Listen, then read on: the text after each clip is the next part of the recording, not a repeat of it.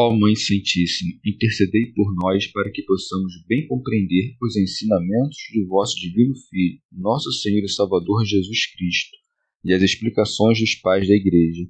Ó Virgem Imaculada, ofereço-vos este trabalho e peço que abençoais aqueles que o ouvirem, e que seja para a maior honra e glória de Deus. Amém. Senhor onipotente, purificai o meu coração e os meus lábios. Vós, que purificastes os lábios do profeta Isaías com carvão em brasa, e dignai-vos, por tal modo, purificar-me com a vossa misericórdia, para que possa dignamente anunciar o vosso santo Evangelho. Por Jesus Cristo nosso Senhor. Amém. Senhor, abençoai-me. Que o Senhor resida no meu coração e nos meus lábios, para que anuncie digna e convenientemente o seu Evangelho. Amém. Evangelho de Nosso Senhor Jesus Cristo, segundo São Marcos. Ensinamento sobre o puro e o impuro. E chamando de novo para junto de si a multidão, disse-lhes: Ouvi-me todos e entendei. Nada há no exterior do homem que, penetrando nele, o possa tornar impuro, mas o que sai do homem, isso é o que o torna impuro. Se alguém tem ouvidos para ouvir, ouça.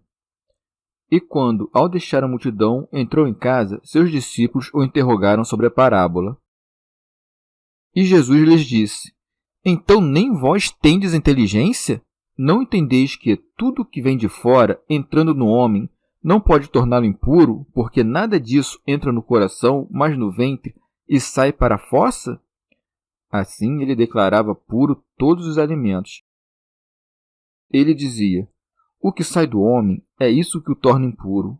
Com efeito, é de dentro, do coração dos homens, que saem as intenções malignas, prostituições, roubos, assassínios, adultérios, ambições desmedidas, maldades, malícia, devassidão, inveja, difamação, arrogância, insensatez.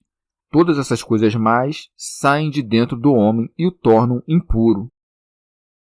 Comentários dos Pais da Igreja. Pseudo Crisóstomo. Enquanto os judeus olham com atenção para a limpeza corporal da lei e sobre ela murmuram, o Senhor quer introduzir algo contrário, por isso é dito. E chamando de novo para junto de si a multidão, disse-lhes: Ouvi-me todos e entendei, nada há no exterior do homem que, penetrando nele, o possa tornar impuro, mas o que sai do homem, isso é o que o torna impuro.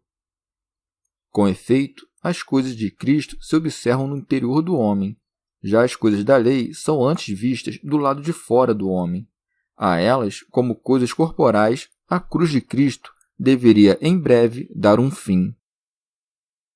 Teofilacto Diócrida. O Senhor disse isso querendo instruir os homens de que não convém compreender as observâncias relativas à comida, às quais a lei faz menção em sentido corporal, e a partir daí começou a revelar a premissa da lei. Pseudo Crisóstomo. Acrescentou também: Se alguém tem ouvidos para ouvir, ouça. Com efeito, ainda não tinha mostrado de modo manifesto quais eram aquelas coisas que provinham do homem e que o contaminam. E por conta desta palavra, os apóstolos creram que o discurso anterior do Senhor dava a entender outra coisa profunda. Por isso se segue. E quando, ao deixar a multidão, entrou em casa, seus discípulos o interrogaram sobre a parábola. Chamavam eles de parábola um discurso não manifesto. Teofilacto Diócrida. O Senhor, antes de tudo, os repreende, de onde se segue, e ele disse-lhes: Então, nem vós tendes inteligência? São Beda. Pois é defeituoso o ouvinte que quer compreender o que é dito obscuramente de modo manifesto, ou o que é dito manifestamente de modo obscuro. Teofilacto Diócrida. Em seguida, o Senhor manifesta o que estava oculto, dizendo: Não entendeis que tudo que vem de fora, entrando no homem, não pode torná-lo impuro? São Beda. Com efeito, os judeus, gabando-se de serem a parte de Deus, chamam de alimentos comuns aqueles de que todos fazem uso, como as ostras, os coelhos e animais deste tipo. Nem é impura a carne sacrificada aos ídolos, enquanto alimento e criatura de Deus, mas é a invocação dos demônios que a torna impura. E acrescenta o motivo, dizendo que não entra no coração.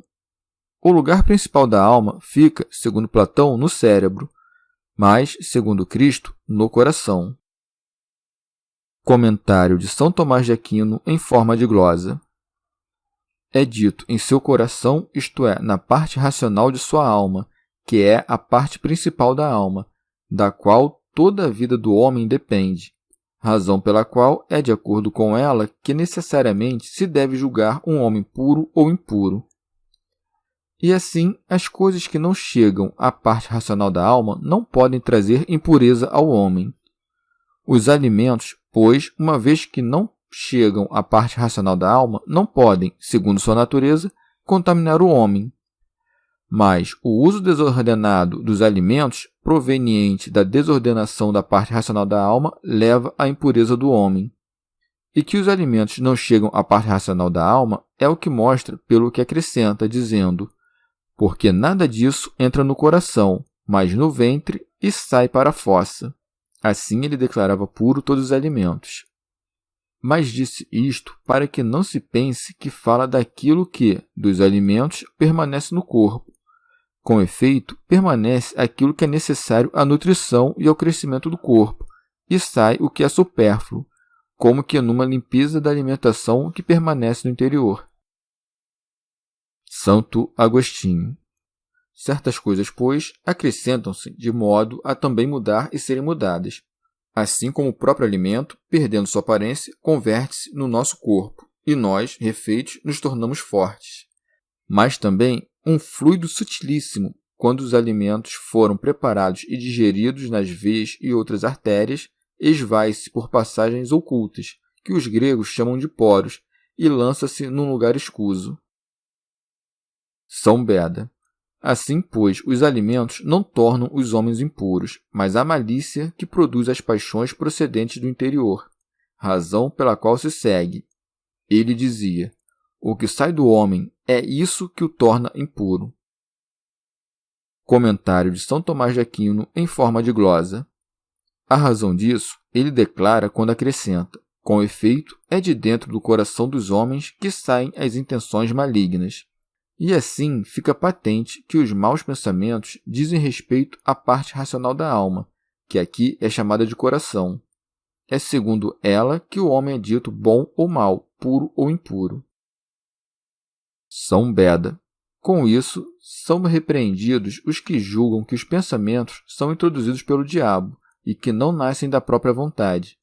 O diabo pode ser o instigador e o ouvinte dos maus pensamentos, mas não pode ser seu autor. Comentários de São Tomás de Aquino em forma de glosa.